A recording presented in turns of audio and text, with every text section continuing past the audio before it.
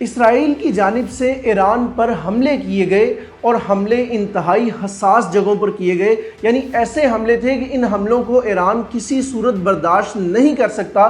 ان حملوں کے بعد ایران نے اب بدلہ لینے کا فیصلہ بھی کیا اور باقاعدہ بدلہ لیا بھی۔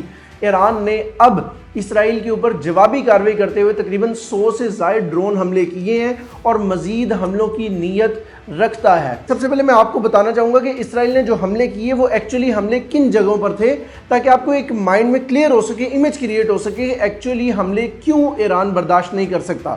جب بھی کسی ملک کے جوہری ہتھیاروں کو آپ ٹارگٹ کرتے ہیں تو اس ملک کے لیے سب سے زیادہ وہ خطرے کی علامت ہوتی ہے کہ کوئی ملک آپ کے ہتھیاروں کو اور بالخصوص جوہری ہتھیاروں کو ٹارگٹ کرے۔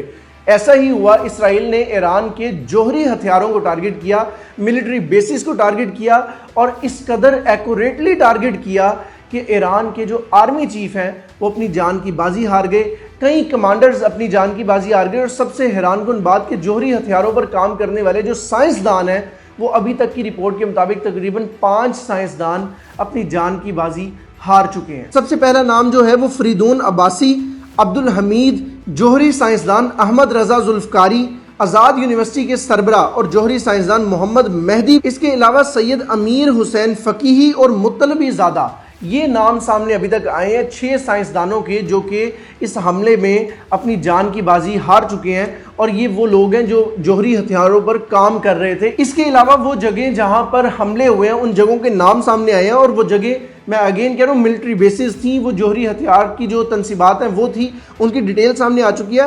The capital Tehran and military sites in the surrounding area, یعنی تہران کے علاقے میں اور تہران کے ارد گرد جو ملٹری بیسز تھیں، جو آرمی کی بیسز تھیں، ان پر حملہ کیا گیا ہے۔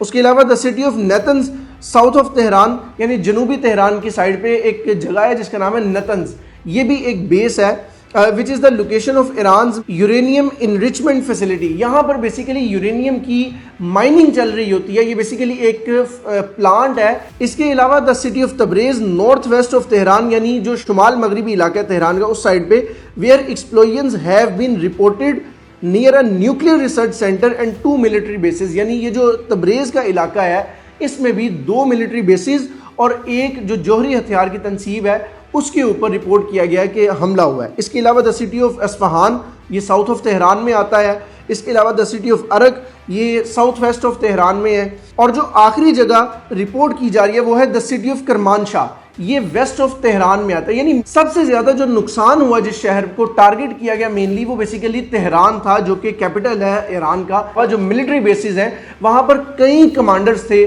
جو اپنی جان کی بازی ہار چکے ہیں، جو جاں بحق ہو چکے ہیں۔ اس کے علاوہ جو آرمی چیف ہیں ایران کے وہ بھی جاں بحق ہو چکے ہیں۔ یعنی اتنا ایکوریٹ حملہ جو اسرائیل کی جانب سے کیا گیا، یہ وہ ریزن تھی کہ جو میں نے آپ کو سب سے پہلے بتایا کہ ایران اب ان حملوں کو کسی صورت برداشت نہیں کرے گا، اور باقاعدہ اب ایران نے نہ صرف جنگ کا اعلان کیا بلکہ 100 سے زائد ڈرون جو ہیں وہ اسرائیل کے اوپر داغ بھی دیے ہیں۔ اسرائیل ان ڈرون کو ناکام بنانے کی کوشش کر رہا ہے۔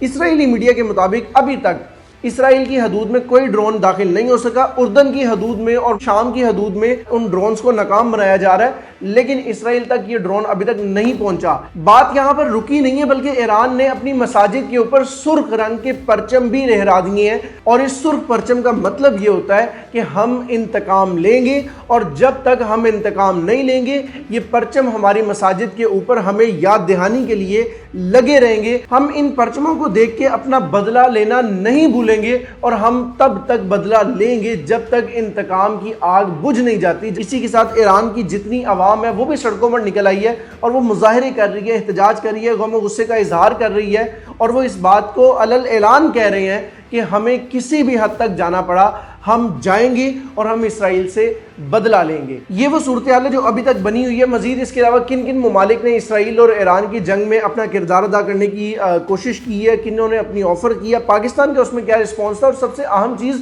کہ سعودی عرب کا کیا رسپانس تھا، یہ تمام تر تفصیلات آپ کو نیکسٹ ویلوگ میں مل جائیں گی۔ اس سارے معاملے پر آپ کی کیا رائے ہے؟ اسرائیل نے یہ حملہ کیوں کیا ہوگا اور اب ایران کیا کرے گا؟ آپ اپنی رائے سے کمنٹ سیکشن میں ضرور اظہار کیجیے گا۔ پاکستان زندہ باد۔